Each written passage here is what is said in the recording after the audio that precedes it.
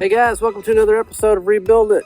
As you heard from the end of last week's video, our Corvette framework is finished. Dan called me and told me he's got it all ready. But before we go get it, which I'm about ready to do, we'll go back through and show you the things we did at the end of the last week before we took the vet to get the framework done.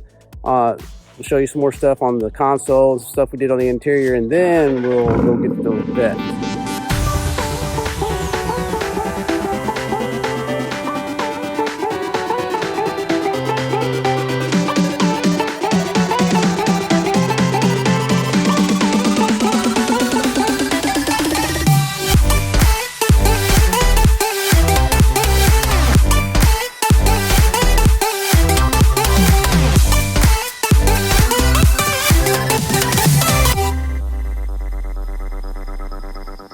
Alright, so while I got the Corvette at the frame shop, and it was good news once we got there. The frame guy looked at it, and it was pushed in like we thought, kind of catty-cornered across the engine bay, and he thought he could pull it out. He was surprised that there was not more damage to like engine components. He said it was hit pretty hard, so he didn't see any suspension damage or anything like that, so he's just going to try to pull it back out and get it straight. So while he's doing that, I'm going to work on the interior parts that I removed. First, starting with this console, and it's pretty rough. I don't know if you can see that there, but I mean, it's like got paint wore off on it. It's just rough for a car that's only got 60-something thousand miles on it. I guess some of that could be because it's convertible, but we're going to go ahead and remove all the components from this, buttons and everything. I'm probably going to replace this button right here because it sticks. And that, remember, that was kind of where it got wet. So that's the traction control button. So I'll go ahead and get it out, and I'll get another one of those ordered. Go ahead and get it removed, and we'll get it cleaned up, and we're going to get this thing painted.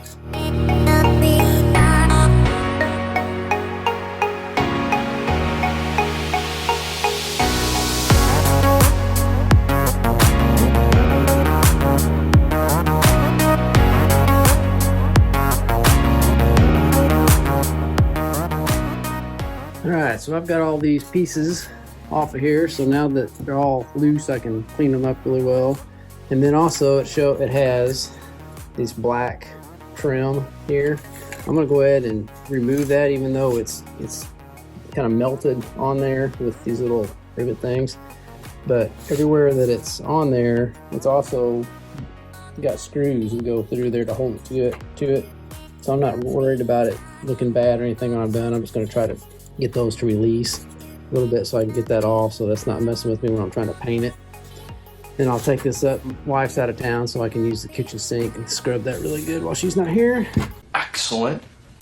Then we'll get it clean and we'll scuff it up with a red scuff pad. I think I can feel some texture right there where that's wore. So we want it to be completely smooth before we do any painting. And the first thing I'm going to use on it is adhesion promoter, and then we'll use our color. So let's finish getting that black off and get it clean. So while I'm letting it dry, I'm going to work on this center, like the armrest thing. Here's the lid, and this was the thing that was full of water, if you guys remember from the first video. Dad opened up the center console, and there is standing water. Gross! So I'm going to take it up, and I'm going to get it wet again. This is kind of like a velour, like a little real thin, like fuzzy carpet. So I'm going to spray it and get it good and scrubbed and clean, and then let it dry, and then we'll use some this stuff on it. This is what I use on just about all the plastic stuff on the interiors. It really makes a nice natural look to it. So we'll get that all cleaned up, and then we'll work on this little shifter boot and this piece right here. Everything else is clean.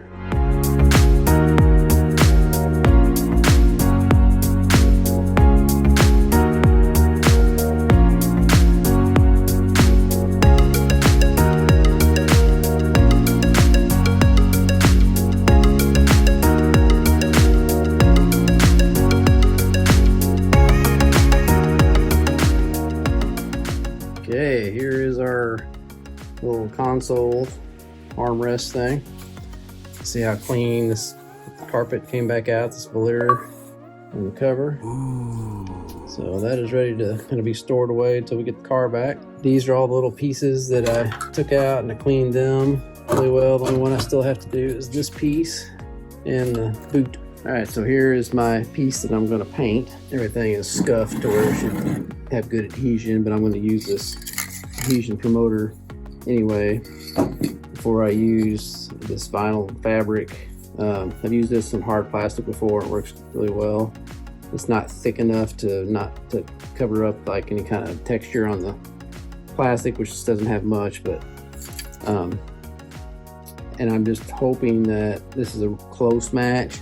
It doesn't have to be perfect because there's nothing else in the car that's this color. So as long as it's kind of gray, the shine level is kind of what I wanted to make sure I get. I want that just little bit of a shine, not glossy or satiny even. It's just almost like they call it a semi-flat. It's just barely a little bit of a shine. So hopefully this has that, but we'll put 2 coats of adhesion promoter and then probably 3 coats of the paint.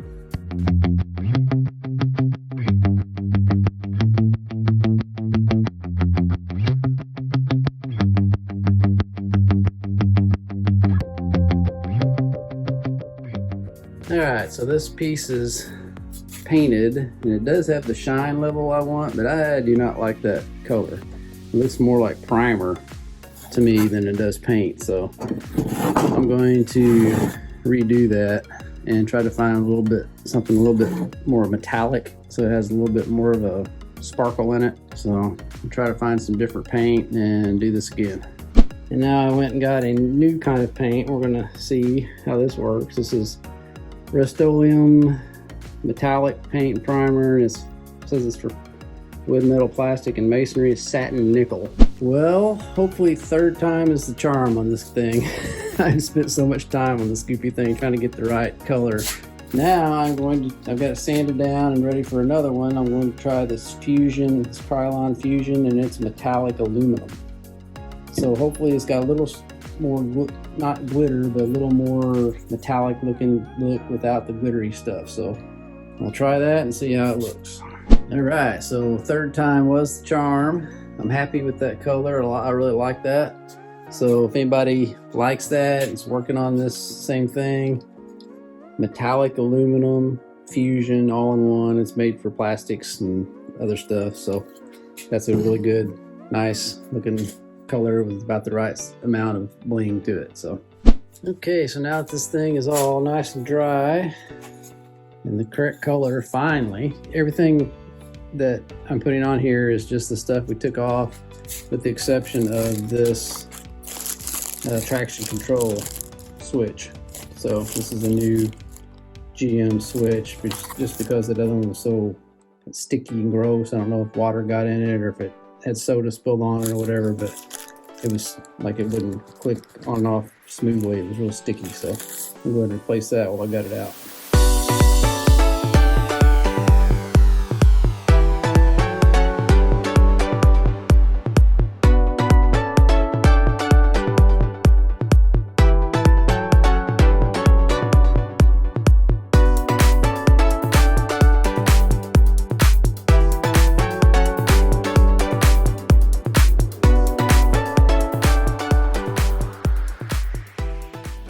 All right, so here we have it, and I'm happy with the way that turned out.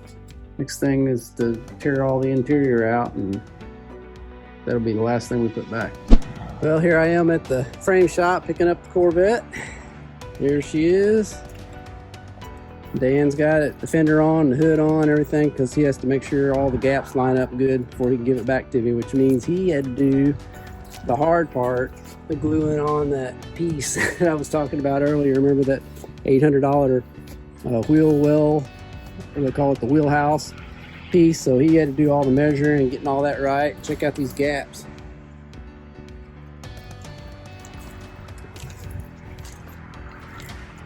It's very nice. So he's got her down. I don't know if you guys remember before, but that gap was off too. The whole thing had been pushed over, and he said that's the way it was. We thought it was pushed that direction at an angle. So we got it all pulled back out. We'll get that part he had to heat to bend back out. We'll get that painted and should be good to go. So let's get this thing loaded on the trailer. Well, we made it back home. Let's get this thing unloaded and get it back in the shop. I'm shocked at how good everything lines up. I mean, if you didn't get to see it, I think we didn't show it very well on the video, but that hood would not even come anywhere near closing. I mean, it was the top corner that was way over. That's how far that thing was pushed in. He's got it back lined up right on, so get it off the trailer.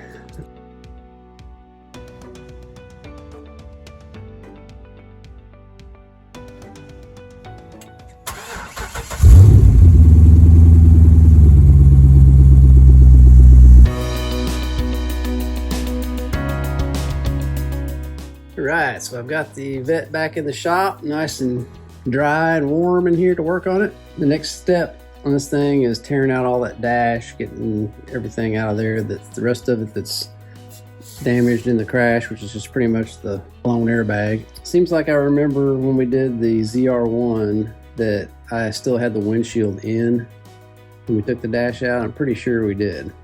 So I know we replaced the windshield, but I think we did the dash before we replaced the windshield. So hopefully there won't be any issues getting it out. I don't remember it being a nightmare on the 2010, so hopefully it's not on this one. So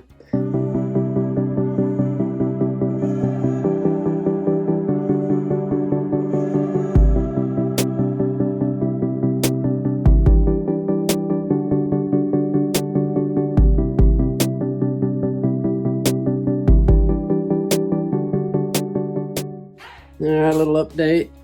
Got all that center section out. Started taking bolts off of the center part of the dash. Got the steering wheel off. Pulled this center piece off here, and you can see what bolts are underneath that. We got a little speaker and your, I think that's your light sensor. There's our heads-up display thing. I think that it's just kind of like a lens there. Then I think that just comes off with the dash, if I remember right. So we'll just keep on going. We'll take those bolts off at the top and then get down there and we'll start working with the glove box.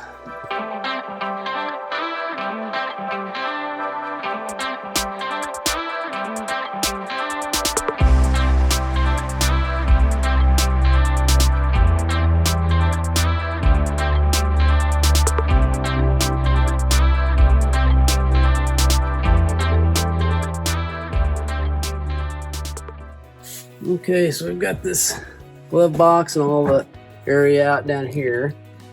I don't remember this being in this ZR1. This is this connects to the switch that turns off the passenger airbag. So we've got several wires coming in and out of this. I'm going to take some pictures and make sure I know where all of them are routed. That's always the hardest part when you're putting it back, is making sure you know what holes all these wires go through on the dash. Like some of them come in there, some of them come in over there. It's just good to get lots of pictures. So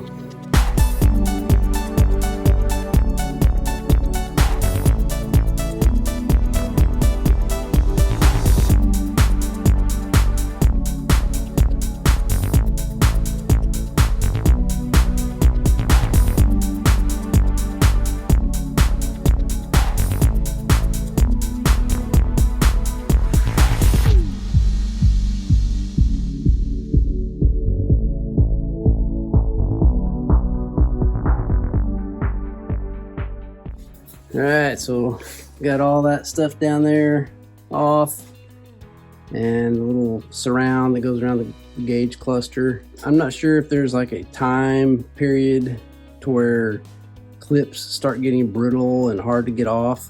This is an 05, so what is that, 17 years old, and the clips are starting, they're not breaking, but you can tell they're hard to get off and they're real like stiff. I don't know when they actually start breaking, but I'd say it's not too long from probably a 20-year-old car. So now I'm going to get the gauge cluster out. It hasn't been that long since we did one of these, and I can see there's a few little changes between this one and the 2010, but I also have to get this A-pillar cover off. So we'll just keep on working here and taking pictures.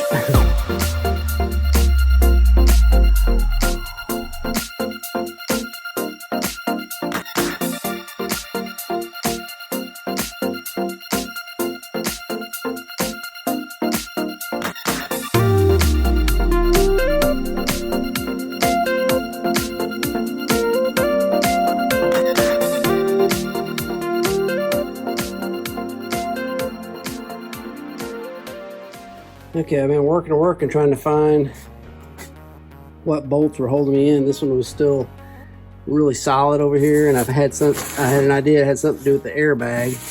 And there are two hidden bolts on each side of the airbag. These right here, these 10mm ones.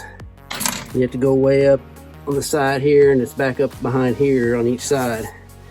Once I got those out, loosened up, so I got clay now, so I should be able to fish it all out and get this thing out of the car, and then call it a night.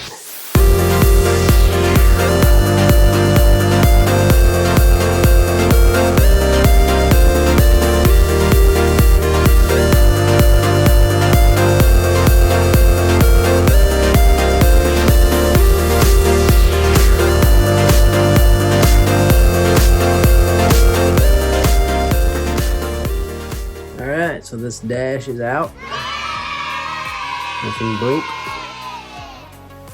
So I'll go ahead and get the few bolts that are left that are holding that airbag in, get that out. And I got to remember that there is a sensor in the bottom of the dash that goes right mounted on the other inside of this, the yaw sensor, or as they say in Arkansas, the yaw sensor. And I need to get that out and switch it over to the new dash. So let's go ahead and get the airbag out.